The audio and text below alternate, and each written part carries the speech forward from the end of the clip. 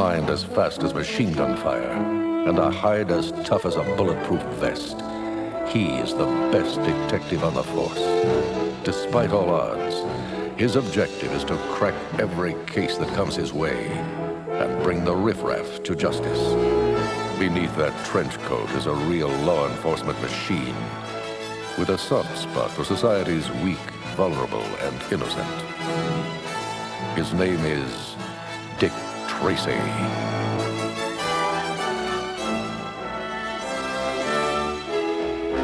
When gang lord Lips Manless turns up in a cement suit, a trail of walnut shells leads Detective Dick Tracy straight to rival gangster Al Big Boy Caprice. A sapphire earring at the scene of the murder points to Lips' former mistress, the glamorous, breathless Mahoney, as Tracy's key witness. The beautiful singer, now Big Boy's property, won't testify. Meanwhile, the famed detective and his girlfriend, Tess Trueheart, have taken in a streetwise orphan named the Kid. When Tracy is abducted by Big Boy and his thugs, the Kid arrives in the nick of time and courageously saves Tracy from a fiery explosion. At police headquarters after the blast, Tracy awards the Kid a certificate of valor and makes him an honorary detective for his bravery. Golly, thanks, Tracy. Remember, kid, this is just a temporary certificate until you choose a name. That night, the crooked district attorney, John Fletcher, calls a meeting with Big Boy in a deserted cemetery, but the gangster won't let him get a word in edgewise. What's the matter, Fletcher?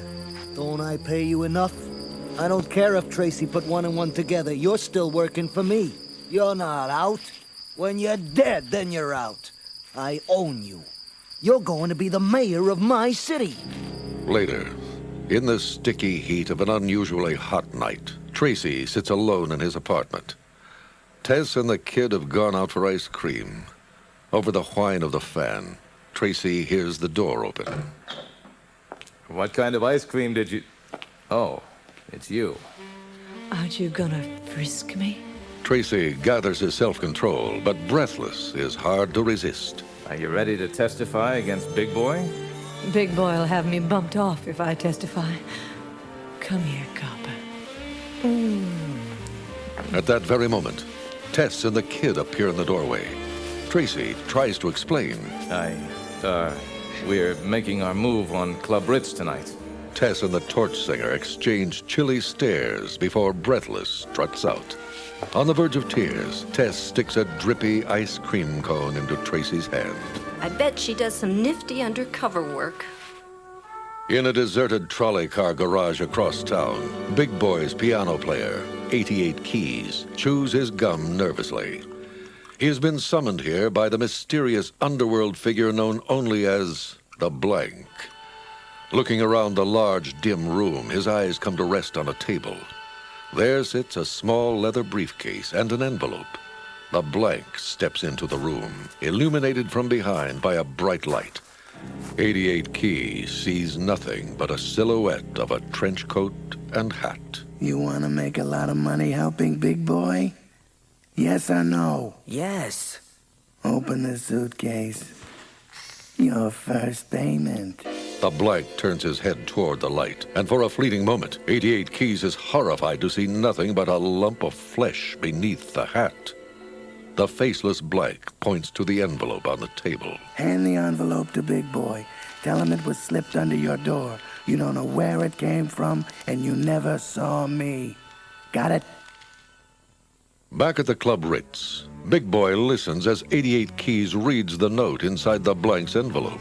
For 10% of your business, we guarantee Dick Tracy will not be a problem for you, and you will not be suspected of anything. Sounds like a pretty good deal, huh, Big Boy? You want me to have you planted in the ground like a radish? Don't bring me a deal from someone you never saw and you don't know how to get to. Now get out of here. Go play the piano. Now under Big Boy's management, Club Ritz is a glittering showplace of bright lights, gambling, and booze. A far cry from the quiet elegance maintained by Lips Manless. A kickline of scantily dressed showgirls snakes around the stage as the room fills with well-heeled patrons. At a special table in the middle of the club sits Big Boy, a king in his gaudy new castle. Seated at his table are Pruneface, Texie Garcia, Johnny Ram, and Ribs Mocha. Big Boy smiles with satisfaction. Pretty classy, huh, Pruneface? Yeah, it's the best joint in town, big boy. I gotta hand it to you. Outside the nightclub, Dick Tracy and his men proceed with their plan to bug the upstairs conference room using the smokescreen of a fake raid. Tracy speaks into his wrist radio. Take your positions, men. Detective Sam Catchem and Bug Bailey tiptoe across the club's rooftop. Working quickly, they jimmy the lock to a skylight and slip down into the dark attic above the mob's conference room. As Bug unloads electronic equipment from his black satchel, Sam radios Tracy. We're in, Dick. On the street below, Tracy issues orders to his waiting men. Okay, boys. Let's go. Move in.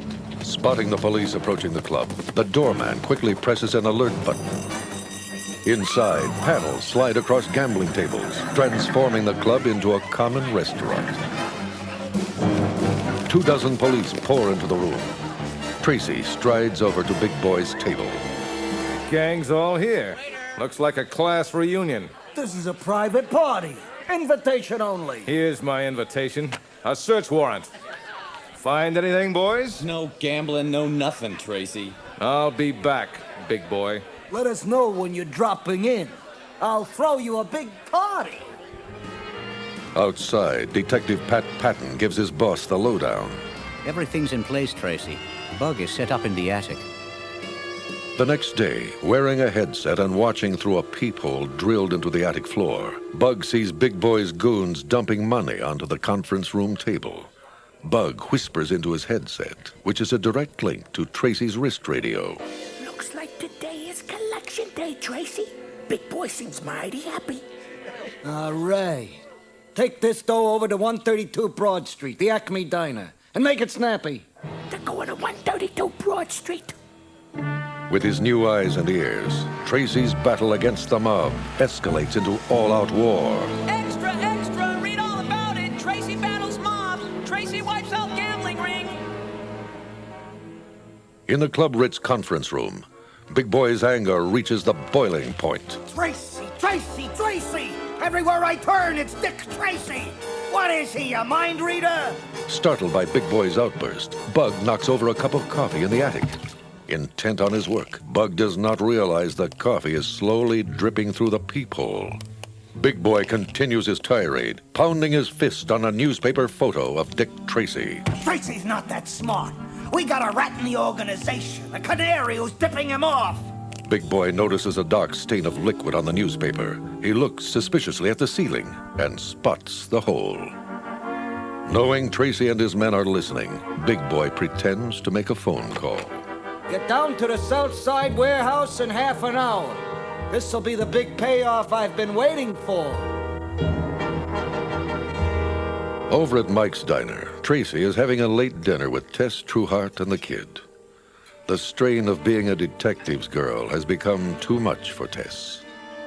Tracy, I'm leaving. Call it Dick Tracy. Come in, Tracy. Stunned, Tracy ignores the call on his wrist radio. Tess. Call it Dick Tracy. Please come in. Southside warehouse. Sounds really important. Torn between his love for Tess and his commitment to law and order, Tracy finally answers the call. I'm on my way. I'll be back, Tess. He's out the door and in his car before she can hang her head to cry. As he speeds into the night, Bug's voice comes over Tracy's wrist radio again. Tracy, there's a big payoff. Suddenly, Bug is grabbed from behind by two of Big Boy's thugs, Pruneface and Influence. You're the big payoff. Let's go, Bug. Tracy arrives at the deserted warehouse just as Pruneface and Influence are giving Bug a cement bath. The gangsters spot him and open fire. But Tracy has tricked them by hanging his coat and hat on a broom and bucket. The two thugs turn just in time to catch Tracy helping Bug escape his doom. Pruneface aims his gun at the detective.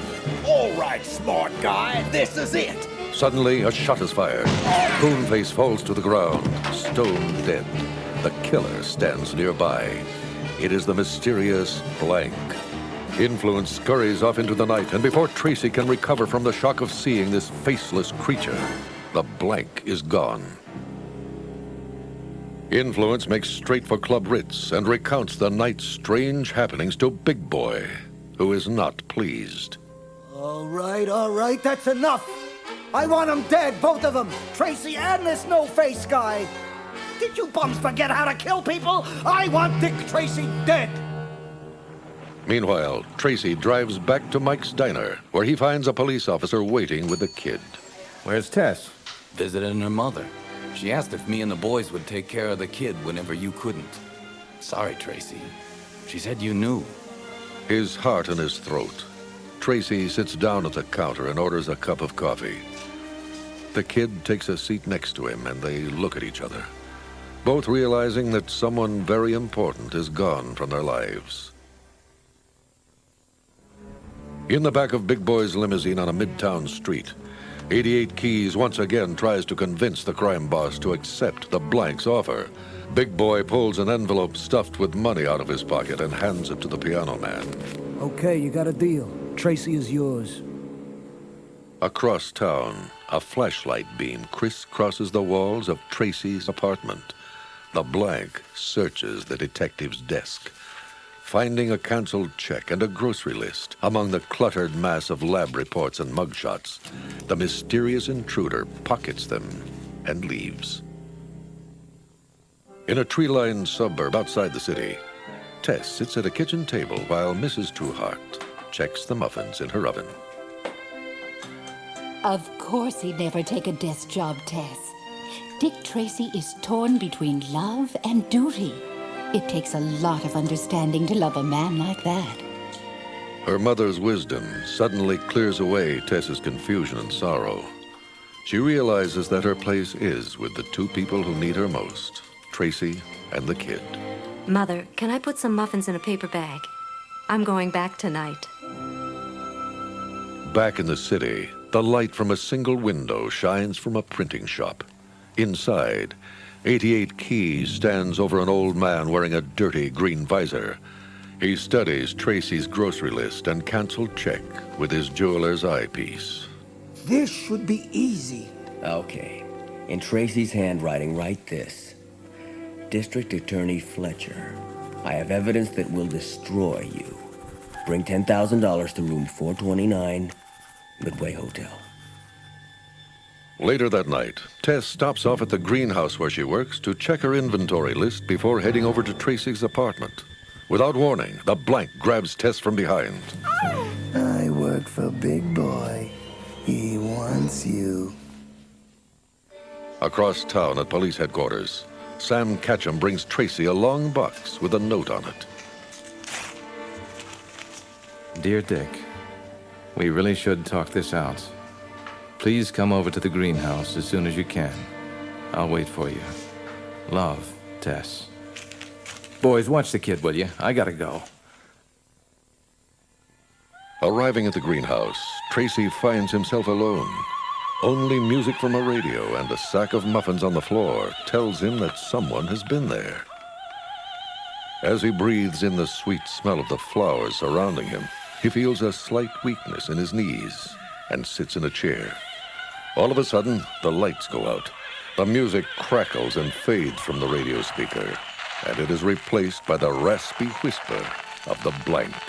Relax, Tracy.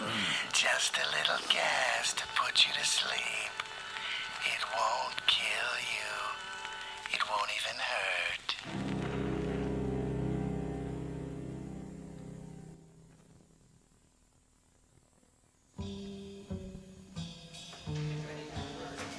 Back at Tracy's office, a welfare worker has come to take the kid to an orphanage. Tracy isn't around to argue. Later, at the Midway Hotel, a flea bag establishment in the center of town, the reception clerk is startled from his reading when the front door bursts open. He sees only a flash of Tracy's hat and trench coat as the detective walks quickly through the lobby and disappears up the stairs. In room 429, District Attorney John Fletcher waits for Dick Tracy. The door opens. Fletcher springs to his feet. You're late, Tracy. Hey, what? Who are you? Oh! DA John Fletcher, the corrupt public servant, lies dead on the floor. His killer wears the signature hat and trench coat of the famous crime fighter, Dick Tracy. But the face beneath that recognizable brim is not the famous detective's. It is the blank. The expressionless murderer walks across the corridor to the stairwell and opens the door, admitting 88 keys, with the limp body of Dick Tracy slung over his shoulder. They bring him into Fletcher's room and quickly set up the scene. Tracy is propped up in a chair. The murder weapon is placed in his hand. Bundles of money are stuffed in his pocket. Another gun is placed in Fletcher's hand, and the forged blackmail note is put in his pocket. The blank nods to 88 keys. 88 keys creates a disturbance that nearly everyone in the building can hear. You can't blackmail me, Dick Tracy. Nobody blackmails me. You put that gun away, Tracy. As the frantic yelling continues, the night clerk calls the police. The blank passes a bottle of ammonia under Tracy's nose before he and 88 scramble out the window and down the fire escape. As planned, Tracy wakes up just as the night clerk and the police burst into the room. Extra, extra, read all about it. Dick Tracy arrested for murder. No bail set. Extra, extra, read all about it. Days turn into weeks. As mob activity increases across the city, Tracy sits in a jail cell, unable to stop Big Boy's destructive crime spree. On the day he's scheduled for transfer to county jail, Tracy is allowed a visit from the kid. Why would somebody kidnap Tess and not even ask for ransom? If I could just get back on the street. Don't worry, Tracy. She's alive. She's gotta be. Hey, I got my permanent certificate of valor the other day. Oh? I thought you had to pick a name. I did. Here, take a look. Dick Tracy, Jr.? 2 hours later, the famous crime fighter is led to a waiting squad car bound for county jail. He is surprised to see Sam and Pat in the front seat. What are you two doing here? It's a long trip to county jail. I'd say it would take at least 8 hours to get there. What? It's only 5 miles. Sam leans over the seat and unlocks Tracy's handcuffs. A broad smile crosses the grateful detective's face. Call headquarters. Get a car over to meet us at 38th and Central, and step on it. Siren blaring, the squad car speeds over to the mole's dimly lit apartment. Tracy grabs the gangster by the collar of his undershirt and throws him up against the wall. Talk, you cockroach! Who set me up? I didn't set you up. Tracy reveals the tape recorder that was in the interrogation room where the mole spilled the beans. The mole's voice is heard, loud and clear. Big Boy killed Lips Manless. Talk, Mole. Who set me up? Okay, boys. Let's go play this for Big Boy. Wait! 88 keys. He set you up. Big Boy paid him to get you out of the way. Back at headquarters, a policeman picks up a phone. A strange voice is on the other end of the line. If you're interested in getting Big Boy, go to 38th and Grand and wait for a call. Hey, hold on. 38th and Grand? That's the Club Ritz. In the main room of Club Ritz, New Year's Eve festivities have begun. A phone is brought to Big Boy, who sits surrounded by gangsters and their bodyguards. Big Boy here. How long's it been since you looked in your attic, Big Boy? Who is this? Hey, Flat Top, better take a look upstairs. Something's fishy. Meanwhile, Sam parks the squad car across the street from the club. Okay, Sam, you take the front. Pat and I are going to the roof. Inside, Flat Top rushes up to Big Boy. Boss, I think you better come up to the attic. With Flat Top leading, Big Boy races up the stairs to the attic, where he discovers Tess Trueheart, bound and gagged. What's she doing here? I've been set up, framed. Come on, Sweet Pea. Anybody shoots me, they shoot you. Tracy reaches the skylight above the attic just in time to see Big Boy and Flat Top lead Tess out the door. Thinking only of her safety, Tracy leaps through the skylight to the attic floor in a hail of splintered glass. On the street below, the police surround the building. Hiding in the back seat of a squad car, the kid scans the scene. When no one is looking, he sneaks out of the car and hides in the shadows. Back inside the club, Big Boy drags Tess into the second-floor conference room where a dozen hoods are gathered. Lock all the doors. Burn the record. Get the money. Break out the guns. Somebody set me up. They're gonna get me on kidnapping, a federal offense. Panic sets in while Big Boy unlocks the safe and stuffs wads of money into his pockets. His gang breaks out machine guns and ammunition. They head downstairs where unsuspecting patrons are hoofing it up on the dance floor to one of the band's catchy tunes. Covering their weapons, the mobsters discreetly bolt the doors and take their positions at the windows. Outside, a bullhorn sounds, carrying Sam Catcham's voice through the walls of Club Ritz. All right, big boy. You and your men come out with your hands high. We know you have Tess Trueheart in there, and we've got the place surrounded. You can't escape. As patrons become frantic, the gangsters slip out a side door to the garage. They pile into their cars, hanging out the windows, guns ready for action.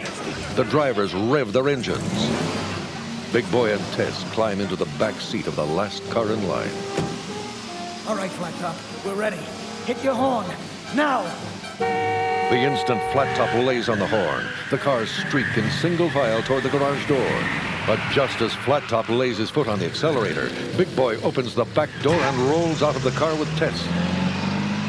The first car in line smashes through the garage door and the war begins. Headlights explode, glass shatters, tires blow. One by one, the escaping cars and their dangerous passengers are cut down by the police. With guests cowering under tables, Big Boy leads Tess through the club's main lobby and into the wine cellar. Following at a safe distance, Tracy steps cautiously into the cellar, but they've vanished. He sees the entrance of what appears to be a tunnel, but the door is stuck. On the other side, he hears the distant moan of a foghorn. It must lead to the river.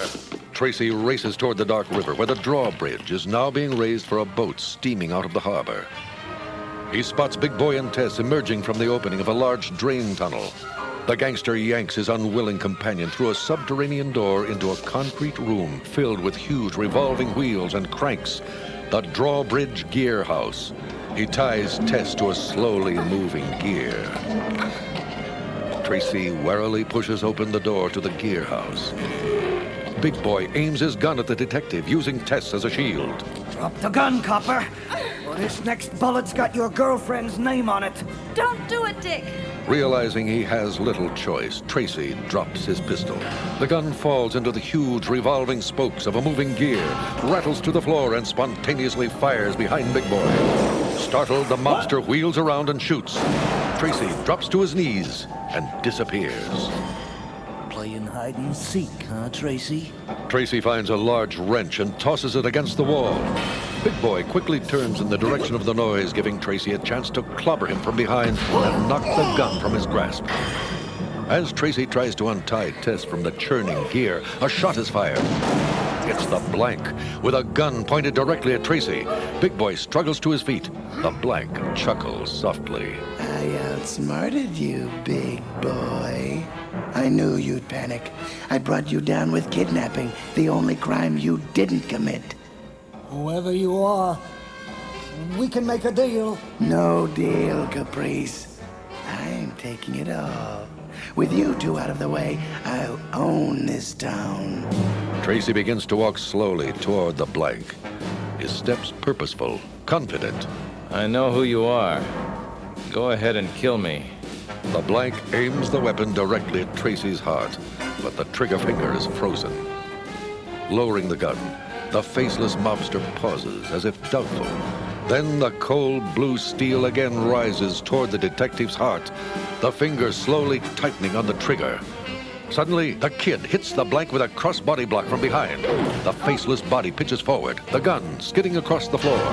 Big Boy scrambles after his own gun, grabs it, and blasts 2 shots into the Blank. He turns to finish off Tracy, but is met by a thundering punch that knocks him backward over a guardrail and down into the center of the moving gears. Tracy rushes over to Tess and unties her from the giant gear, just 1 tooth away from being crushed.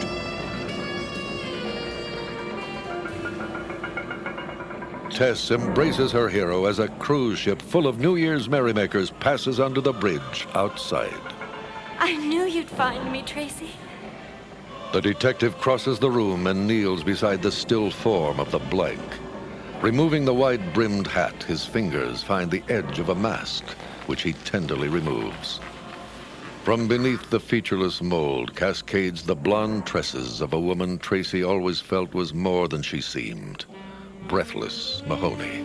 Call an ambulance, Tess. Tess stares at Breathless for a moment before she and the kid hurry away to find a telephone. Propping Breathless up in his arms, Tracy sees the hint of a smile on her beautiful lips. You were right. I couldn't squeeze the trigger. It was a remarkable plan, Breathless. You almost pulled it off. The city would have been yours. Yeah. My only mistake was you. Tell me the truth, Tracy. Could it ever have happened between us? It came darn close. Breathless smiles again. She looks almost peaceful. With a nearly lifeless hand, she pulls Tracy's face close to hers and kisses him. Then her hand, grown suddenly cool, falls away from his cheek. Shaking his head sadly, Tracy lays Breathless gently onto the floor.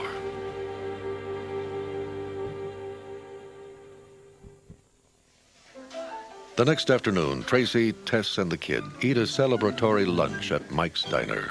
Another case in the bag. Tess is beaming with happiness as she listens to the kid's story. Also, he was her piano player. And that's how we got 88 Keys to confess that she killed Fletcher. Oh, you sound like a natural-born detective. I'm gonna be the greatest detective who ever lived. Tracy takes a small box from his pocket and hands it to the kid. You may be too smart to need this, but I'd like to give it to you anyway. The kid tears open the box and gasps. It's a small wrist radio. As he examines his new possession, Tracy turns his attention to Tess. Tess, I've been thinking. It's time you and me got, well, you know. Dick Tracy, are you asking me to marry you? Well, yeah, As if on cue, Pat's voice booms over both wrist radios. Calling Dick Tracy. Calling Dick Tracy. Robbery in progress. Metropolitan Bank. The kid leaps from his chair and dashes for the door. Instinctively, Tracy rises, takes 2 steps, then turns back to Tess. What are you waiting for, Tracy? A nice, safe desk? Tess, you're 1 in a million. Tracy tosses her a small jewelry box, then heads for the door. Opening it, Tess finds a diamond ring. Outside, Dick Tracy's car streaks through the city toward the scene of another crime.